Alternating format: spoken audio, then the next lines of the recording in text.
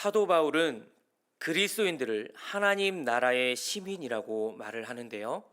에베소서 2장 19절 말씀입니다. 쉬운 성경으로 보겠는데요. 이제 여러분은 더 이상 낯선 나그네나 손님이 아닙니다. 이제 더 이상 낯선 나그네나 손님이 아닙니다.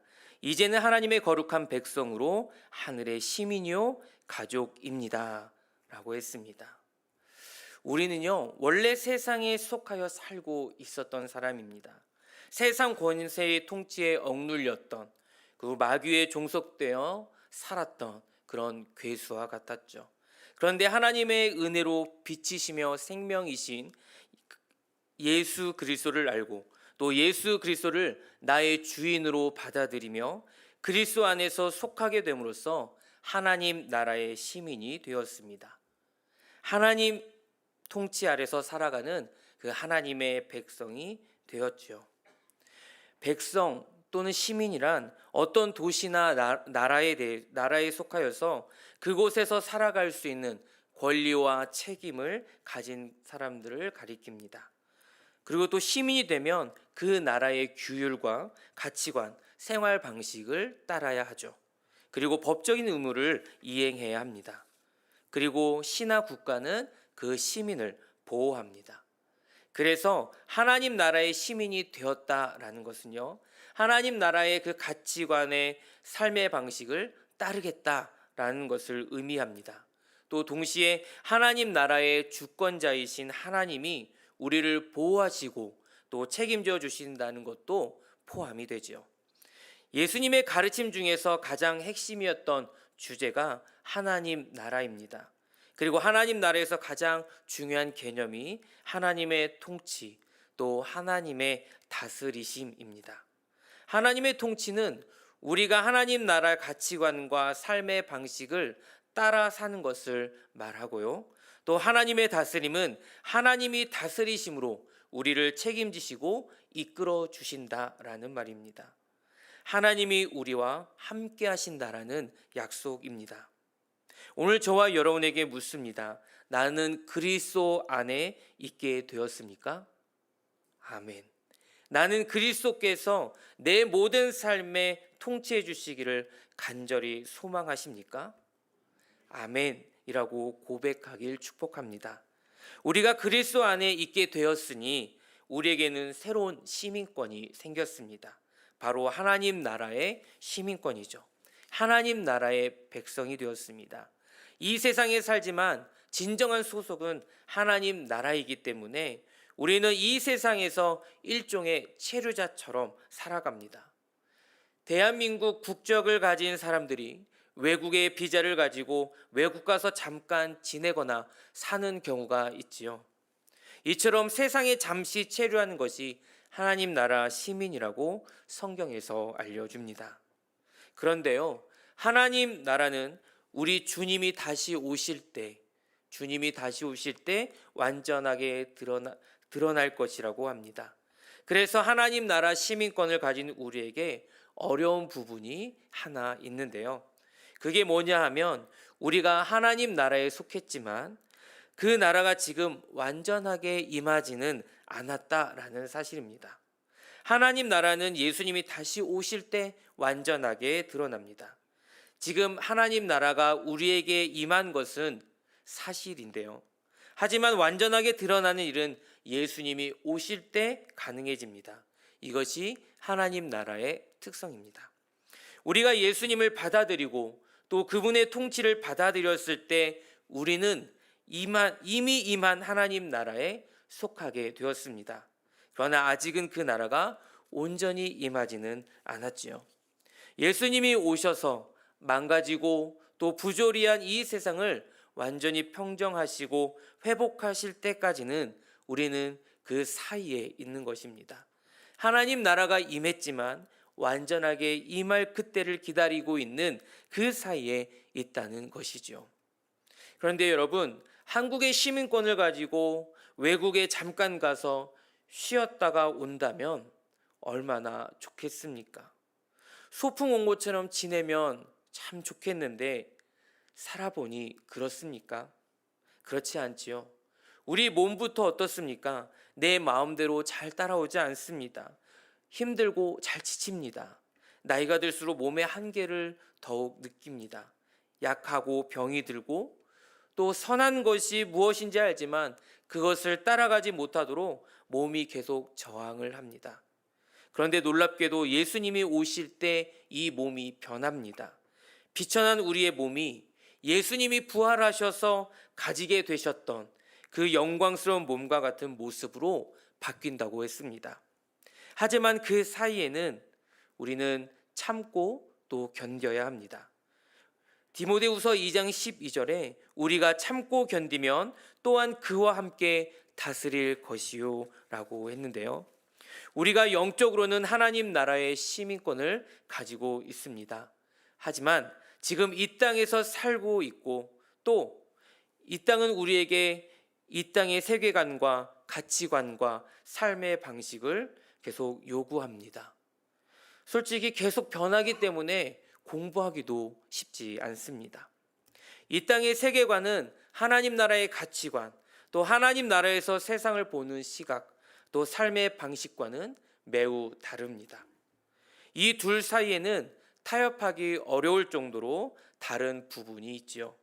이곳에서 우리는 이중 국적자처럼 살아갑니다. 그래서 영원히 거할 하나님 나라의 시민권을 가진 우리가 이 땅에서 잠깐 체류하는 기간에 꼭 가지고 있어야 할 삶의 방식은 참고 견디는 일 것입니다. 참고 견딜 수 있는 이유, 그것은 하나님께서 하나님 나라 시민, 즉 주의 백성과 함께 하시고 해하지 못하게 지켜주시기 때문입니다. 이 약속을 신뢰하는 우리 성도들이 되기를 축복합니다. 지금까지 주의 백성, 하나님 나라 시민이 갖는 그 의미를 말씀드렸는데요. 자, 이어서 오늘 말씀 민수기 23장을 우리가 좀 들여다보려고 합니다. 하나님의 백성, 이스라엘 민족이 지금 이동 중에 있습니다. 하나님께서 정하신 그 땅, 애굽에서 출발해서 하나님 나라를 세워갈 그 땅을 향해서 행진하고 있는 중인데요. 이제 가나안 땅이 코앞입니다. 그런데 모압 경계를 지나가야 합니다. 그래서 그 경계만 밟고 지나가기로 모압 왕에게 요청을 했습니다. 하지만 모압 왕 발락이 겁을 먹었습니다. 왜냐하면 하나님의 백성이 가는 길에 전쟁이 몇 차례 있었고 그 전쟁에서 압승을 거뒀기 때문이죠. 그래서 의례껏 이렇게 겁을 먹기 시작한 겁니다. 전쟁을 해도 패할 것을 너무 잘 알고 있는 그 모압 왕 발락이 꼼수를 생각해낸 것이 당시 무당 발람을 불러서 하나님 백성을 저주하라는 것이었죠. 주가 발람으로부터 온다고 생각하고 있었던 것입니다. 이런 묵체를 들고 데려오라고 이제 사신들을 보냈습니다. 발람 또한 탐욕이 강했던 사람이었기 때문에요. 하나님께서 3번을 막으셨는데도 결국 돈과 명예를 뿌리치지 못하고 발락 왕 앞에 서게 됩니다. 발락은 발람을 데리고 바알 신당으로 갑니다. 그리고 발람은 하나님의 방법으로 또 하나님을 예배하고자 했던 제사가 절대 아니고요. 신접하기 위한 제물을 바칩니다.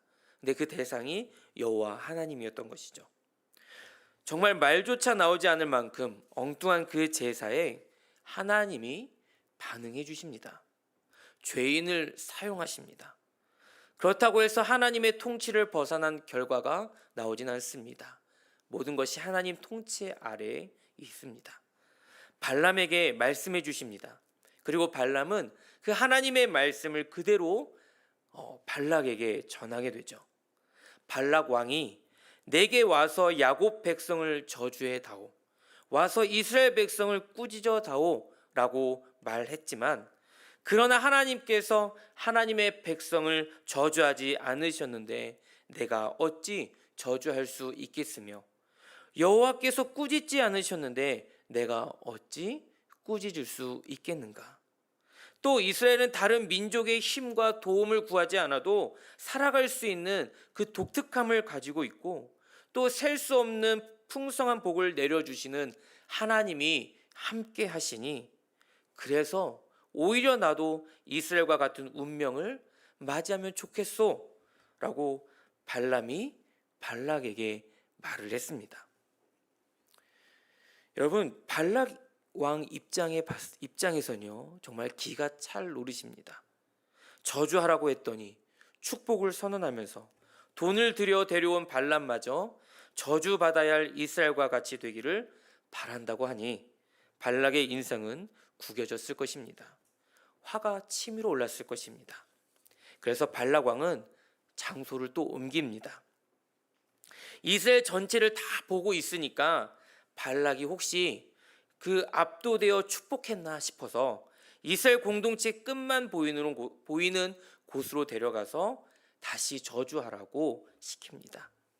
오늘 저와 여러분이 읽었던 그 본문입니다. 두 번째 예언이 되겠는데요. 19절 우리 쉬운 성경 번역본으로 말씀 한번 보겠습니다. 하나님은 사람이 아니시니 거짓말을 하지 않으신다. 하나님은 인간이 아니시니 마음을 바꾸지 않으신다. 하나님은 말씀하신 것은 이루시며 약속하신 것은 지키신다. 이 말씀은 사람과 하나님의 가장 큰 차이를 말해줍니다. 하나님께서는 사람의 사고와 방식을 뛰어넘으시는 분이시죠. 그래서 우리는 하나님을 사람의 수준과 한계로 제한해서는 안 됩니다. 하나님께서 하신 말씀, 또 약속, 명령은 취소되거나 무효화되거나 쓸모없이 잊혀지지 않습니다. 그 말씀하신 것을 행할 수 있는 능력의 하나님이십니다. 또 그 약속하신 것을 성취시켜 가시는 신실하시고 또 성실하신 하나님이신 줄 믿습니다. 우리가 여기서 강조점을 다시 한번 기억해야 합니다. 우리가 누구입니까? 우리가 누구입니까? 라는 질문에 우리는 하나님의 백성입니다 라고 고백할 수 있어야겠죠. 지금까지 말씀의 내용을 정리하면 하나님의 나라는 그분의 뜻으로 통치하시고 다스리는 나라입니다. 그리고 하나님 아래에 살아가는 백성이 다른 이들로부터 해함으로부터 또 상하지 않도록 책임져 주시죠. 분명 발람은 발락 왕의 눈치를 봐야 했기 때문에 이스라엘을 마구 저주하고 싶었을 것입니다. 그리고 하나님께서 마음을 바꾸실 것을 계속 기대하면서 또 만나려고 했을 것입니다. 어떻게든 하나님의 마음을 변하게 하려고 애썼겠죠. 하지만 하나님은 그것을 절대 허용하지 않으셨습니다. 자, 그렇다면 하나님이 이스라엘 백성을 이토록 이뻐하시는 이유가 뭘까요? 그 대답이 21절이 될 수 있을까요? 21절 말씀을 보니까 하나님께서는 야곱 백성에게 아무런 잘못도 찾지 못하셨고 또 이스라엘에게서 아무런 죄도 찾지 못하셨다네 라고 기록하고 있습니다. 이스라엘 백성에게 죄가 하나도 없어서 하나님이 자신의 백성으로 삼으셨을까요? 만약 그렇다면 저는 또는 우리는 하나님의 백성이 될 수 있는 조건이 하나도 없습니다. 그래서 인생을 포기할 수밖에 없겠지요. 맞습니다. 저와 여러분은 인생을 포기했어야 할 인생이었습니다. 하나님과 화목한 관계로 나아갈 수 없었기 때문이죠. 우리의 힘으로는 절대로 불가능한 것입니다. 그런데 정말 이스라엘 백성에게 죄를 하나 찾지 못하셨을까요? 아니죠. 용서와 용서를 거듭하셨을 것입니다. 하나님의 사랑으로 말이죠. 이스라엘 백성도 그리고 실제 우리의 모습은 이렇습니다. 앞서서 19절을 우리 한번 읽어봤었는데요. 사람과 하나님과의 그 차이를 사실 이렇게 볼 수 있습니다. 이건 제가 좀 바꿔본 겁니다. 사람은 하나님이 아니니까 거짓말을 밥 먹듯이 한다. 사람은 하나님이 아니니까 마음을 바꾸는 것을 내키는 대로 한다. 사람은 말하고 약속했던 것을 잘 지키지 못한다. 이것이 본래 우리의 모습입니다. 이미 하나님 나라 시민, 또 하나님 나라 백성이 어떻게 되었는지 앞에서 말씀드렸는데요. 원래 세상에 속하여 살고 있었던 우리였습니다. 그런데 하나님의 은혜로 예수 그리스도를 알고 또 예수 그리스도를 나의 주인으로 받아들이고 그리스도 안에서 속하게 됨으로써 하나님 나라의 시민이 되었다고 말씀드렸죠. 하나님의 나라 백성, 하나님 나라 시민, 이 말에는 실제로 하나님의 크나큰 은혜가 있는 말인 것 같습니다. 하나님 나라 백성이 본래 죄가 없어서 백성을 삼아 주신 것이 아니라 예수 그리스도를 십자가에서 우리의 모든 죄를 대신해서 완전히 그 값을 치르셨습니다. 이를 믿는 사람, 그래서 이제부턴 예수 그리스도를 나의 주인으로 받아들이며 하나님 나라 가치관으로 변화되어 가는 사람들이 바로 하나님 나라 백성들입니다. 이러니 우리는 사람을 신뢰하고 의지할 대상이 아니란 것을 깨닫게 됩니다. 저 또한 거짓말 잘하고요.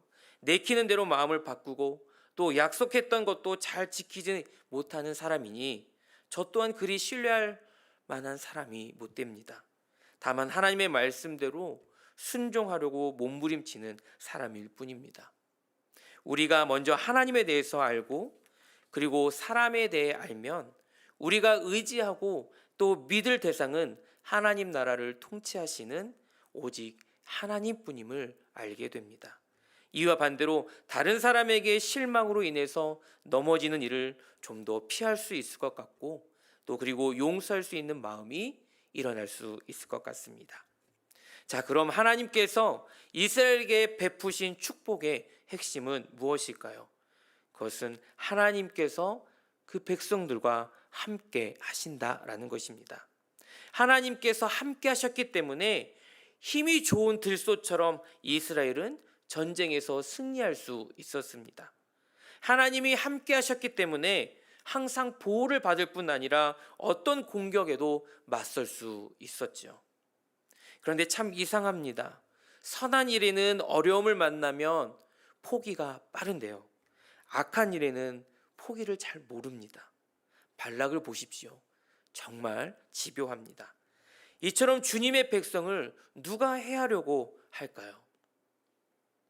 하나님의 백성을 시기하고 원수 삼은 자들입니다. 오늘 모압 왕 발락처럼 말이죠. 세상이 우리를 미워합니다. 왜냐하면 세상 속에서 살아가지만 세상에 속하지 않았기 때문입니다.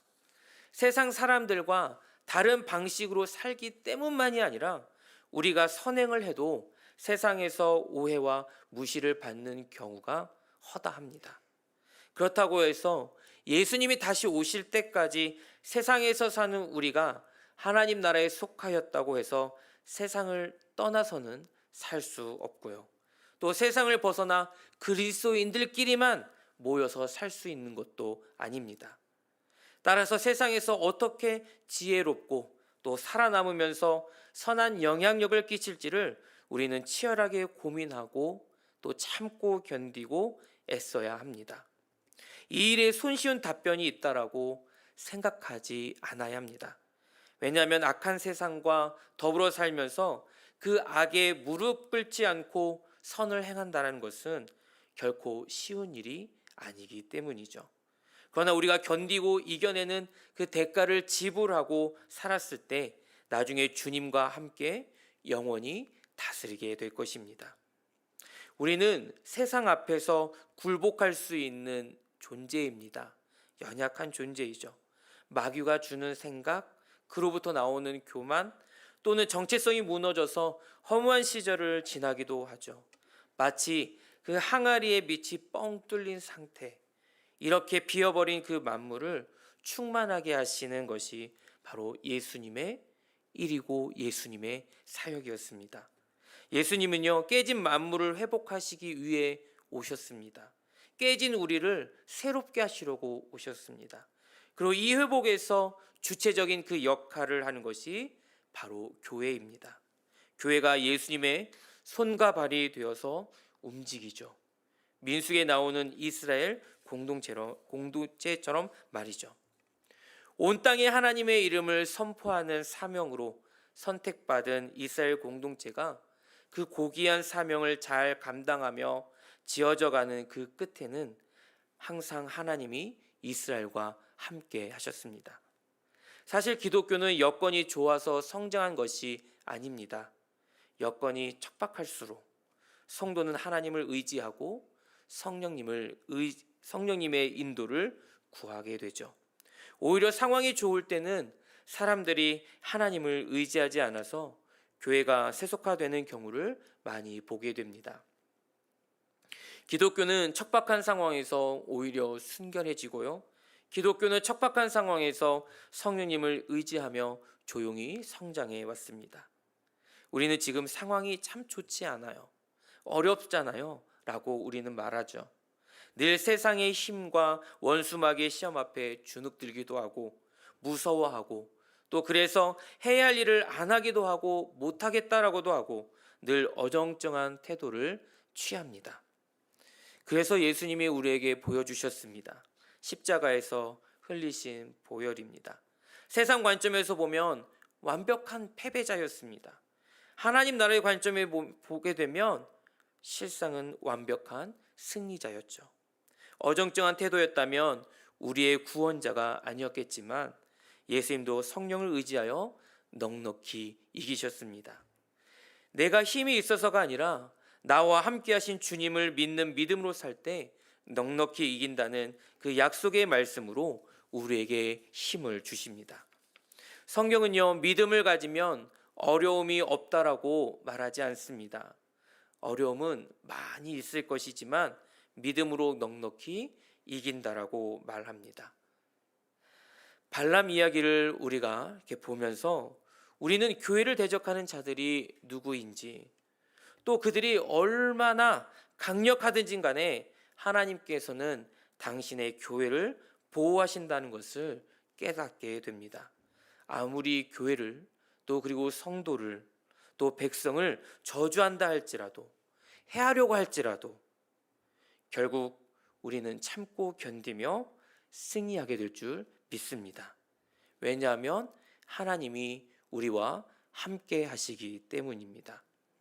오늘 말씀을 들은 저와 여러분이 한번 답을 해보시기 바랍니다. 주의 백성을 누가 해할 수 있겠습니까?